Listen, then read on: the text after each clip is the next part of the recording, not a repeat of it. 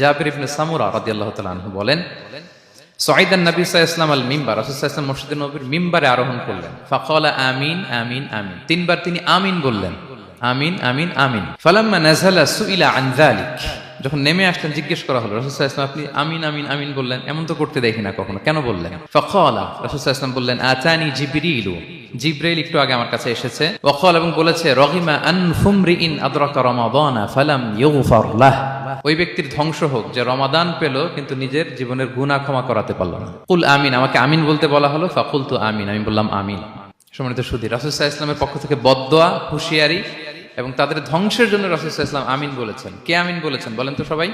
স্বয়ং রাসূলুল্লাহ সাল্লাল্লাহু আলাইহি ওয়াসাল্লাম বলেছেন আমিন। এবার কি একটু ভয় লাগতেছে? এতক্ষণ তো খুব হোপফুল ছিলাম আমরা, এখন কেমন মনে হচ্ছে আপনাদের বলেন? রমাদান পেলাম কিন্তু মুক্তি নিশ্চিত করতে পারলাম না। ক্ষমাপ্রাপ্ত বান্দাদের যে লিস্ট, ওখানে নিজের নাম